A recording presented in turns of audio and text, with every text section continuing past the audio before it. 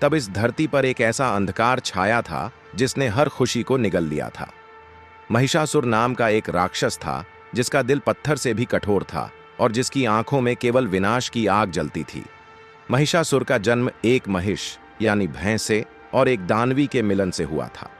उसकी मां ने मरते समय उसे आशीर्वाद दिया था कि कोई भी पुरुष उसे नहीं मार सकेगा। यह वरदान उसके लिए अभिमान का कारण बन गया था। बचपन से ही महिषासुर में असाधारण शक्ति थी। वर्षों तक कठोर तपस्या करके उसने ब्रह्मा जी को प्रसन्न किया और वरदान मांगा कि कोई भी पुरुष, देवता, दानव या इंसान उसे नहीं मार सके। ब्रह्मा जी ने यह वरदान दे दिया, लेकिन महिषासुर के अहंकार में यह बात नहीं आई थी कि कोई स्त्री उससे युद्ध भी कर सकती है। वरदान पाकर महिषासुर की नजर स्वर्गलोक पर पड़ी। उसने सोचा कि जब कोई पुरुष उसे मार नहीं सकता तो वह देवताओं को भी हरा सकता है। एक अंधेरी रात में महिषासुर ने अपनी विशाल सेना के साथ स्वर्गलोक पर आक्रमण कर दिया। उसकी सेना में हजारों दानव थे जिनकी आंखें आग की तरह लाल थीं। देवराज इंद्र ने अपना वज्र चलाया, भगवान विष्णु ने सुदर्शन चक्र फेंका, भगवान शिव ने त्रिशूल उठाया, लेकिन महिषासुर पर इसका कोई असर नहीं हुआ। 3 दिन 3 रात युद्ध चला, लेकिन देवताओं की सारी शक्तियां महिषासुर के सामने छोटी पड़ रही थीं। अंत में हारकर सभी देवता स्वर्ग छोड़कर भागने पर मजबूर हो गए। महिषासुर ने स्वर्गलोक पर कब्जा कर लिया और इंद्र के सिंहासन पर बैठकर देवताओं के सारे अधिकार छीन लिए। स्वर्ग में महिषासुर का आतंक छा गया। उसने अप्सराओं को कैद कर लिया और गंधर्वों को अपना दास बना लिया। स्वर्गलोक जो कभी संगीत और खुशी से भरा रहता था, वो अब रोने चीखने की आवाजों से भर गया। स्वर्गलोक पर महिषासुर के कब्जे का असर धरती पर भी पड़ने लगा। सूर्य और चंद्र उसके नियंत्रण में होने से मौसम का चक्र बिगड़ गया। कभी तेज धूप पड़ती, कभी भयानक बारिश होती। खेतों में फसल नहीं उगती थी। नदियां या तो सूख जाती या बाढ़ से भर जाती। पेड़ों पर फल नहीं आते थे। पशु पक्षी परेशान थे। इंसानों की हालत और भी खराब थी। भूख और प्यास से लोग तड़प रहे थे। बीमारियां फैल रही थीं।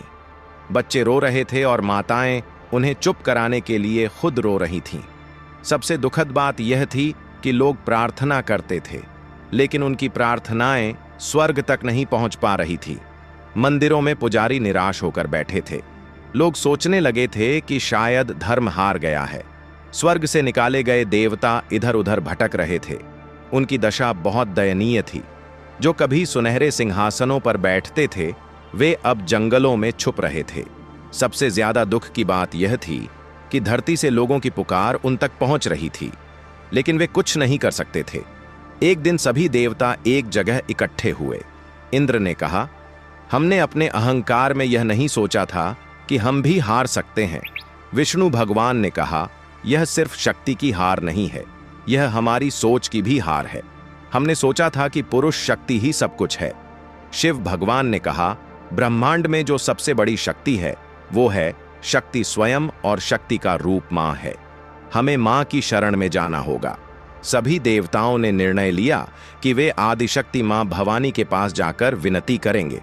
हिमालय की सबसे ऊंची चोटी पर, जहां बर्फ हमेशा चमकती रहती है और हवा में दिव्यता का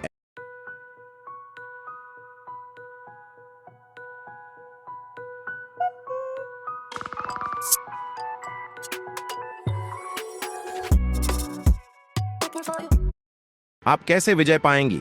मां मुस्कुराई और बोली, तुम्हारे हथियारों में तुम्हारी शक्ति है, लेकिन मेरे हथियारों में पूरे ब्रह्मांड की शक्ति है, क्योंकि मैं ही उसका स्रोत हूं। मां दुर्गा ने देवताओं से कहा, अब तुम सब अपनी अपनी शक्ति मुझे दे दो।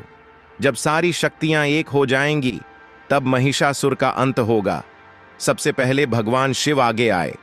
उन्होंने अपना त्रिशूल मां को